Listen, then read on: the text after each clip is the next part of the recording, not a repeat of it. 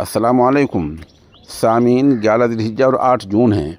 आज की ख़बरों की शुरुआत उस तालिब इल्म की तिलावत कलाम पाक से किया जा रहा है जिसने हाल ही में मेरठ में मुनक़िद होने वाले आल इंडिया मुसाबक़ा कुरान करीम में बेहतरीन पोजीशन हासिल की थी। उसका नाम है मोहम्मद अतहर पीसर हाफिज़ मोहम्मद राशिद। ये तालिब इल्म मरकज़ तामीर मिल्लत में ज़ेर तालीम है।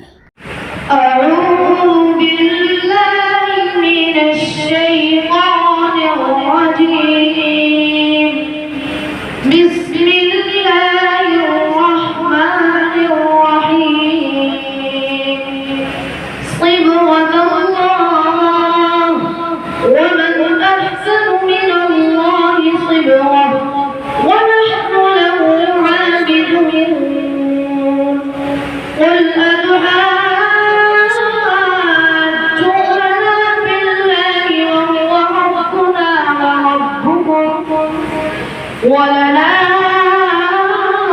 أعمالنا ولكم أعمالكم ونحن له مخلصون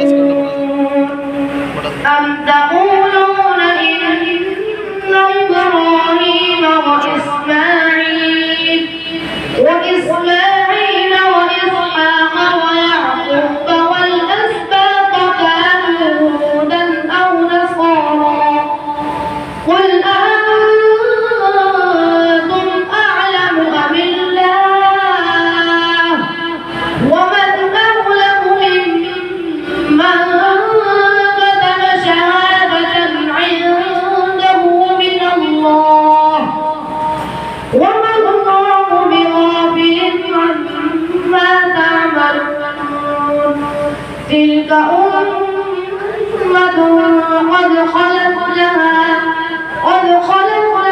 ما كسبت ولكم ما كسبتم ولا تسألون عما كانوا يعملون.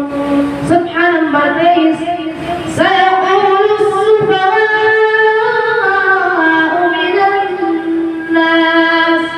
من الناس ما ولاهم عن قبلتهم التي كانوا عليها قل لله المشرق والمغرب يهدي من يشاء إلى صراط مستقيم وكذلك جعلناكم أمة وسطا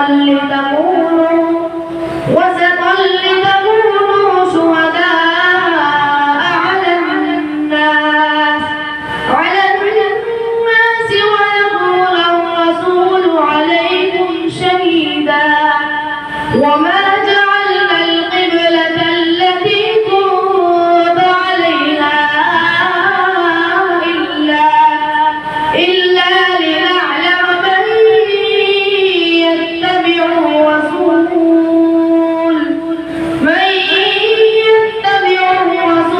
ممن ينقلب على عقبيه.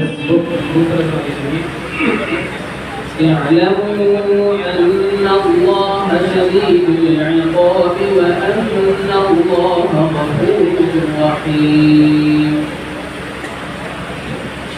आपने सूरत मंजिल नंबर 2 पारा नंबर 7 सफ़हा नंबर 125 सूरत अनआम से किया है।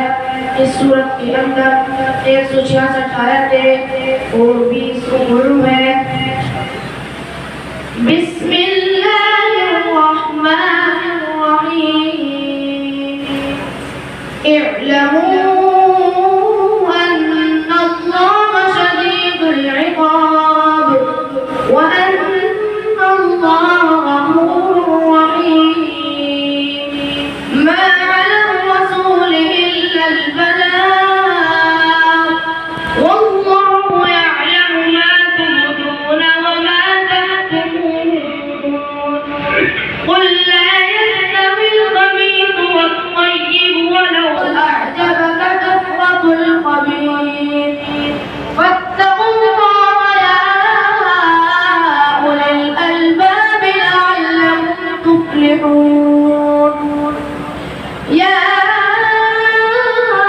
أيها الذين آمنوا لا تسألوا عن أشياء إن تبد لكم تسؤكم وإن تسألوا عنها حين ينزل القرآن تبد لكم عفى الله عنها والله غفور حليم قد سأل قوم दोबारा पढ़िए इसका अर्थ या अय्युहल्लज़ीना आमनू ला तस्अलू يا